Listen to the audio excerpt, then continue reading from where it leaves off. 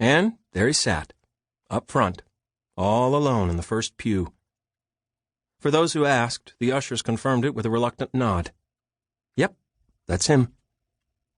For those who cared but said nothing, they gave themselves away by staring sideways and pretending to be impressed by the nearby stained glass, as if devotees of Cornelius the Centurion or Godfrey of Bouillon instead of a 79-year-old rider with gout. Rumor had it he might show. His oldest and dearest friend, Charles Henry Topping, was dead. Funeral on Tuesday at St. James on 71st and Madison. Be respectful, dress appropriately. See you there. Some of the faithful brought books in hopes of getting them signed. A long shot, but who could resist?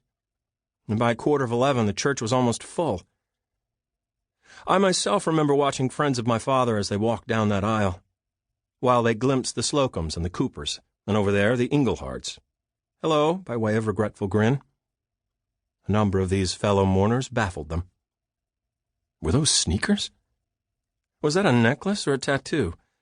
A hairdo or a hat?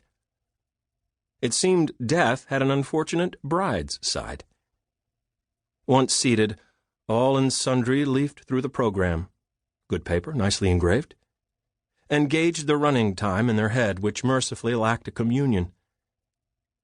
There was a universal thrill for the eulogist, since the man up front was notoriously private, bordering on reclusive. Excitement spread via church-wide mutter. Thumbs composed emails, texts, status updates, tweets.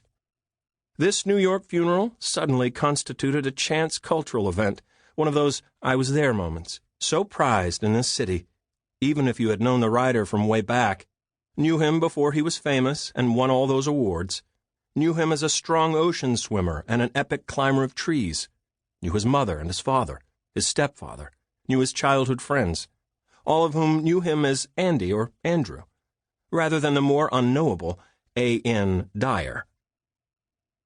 All this happened in mid-March, 12 years ago. I recall it being the first warm day of the year, a small relief after months of near-impossible cold. Just a week earlier, the temperature sulked in the teens, the wind chill dragging the brat into newborn territory. Windows rattled in their sashes, and the sky resembled a headfirst plunge onto cement. After a long winter of dying, my father was finally dead. I remember standing up and covering his face, like they do in the movies, his bright blue socks poking free from the bottom of the comforter. He always wore socks with his pajamas and never bothered to sleep under the sheets. It was as if his dreams had no right to unmake a bed. I went over and opened both windows, no longer cursing the draft, but hoping the cold might shelter his body for a bit. But on the day of his funeral, the city seemed near sweltering, even if the thermostat within St. James maintained its autumnal chill, the Episcopalian constant of Scotch and tweed. Churches are glorified attics, A.N. Dyer once wrote. But now he resembled a worshipper deep in prayer, head lowered, hands crammed against stomach. His posture reminded me of a comma, its intent not yet determined. People assumed he was upset. Of course he was upset. He and my father were the oldest of friends, born just 11 days apart in the same Manhattan hospital.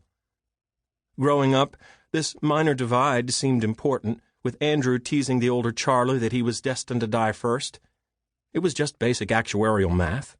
And Andrew would bury his friend and live his remaining numbered days in a glorious topping-free state.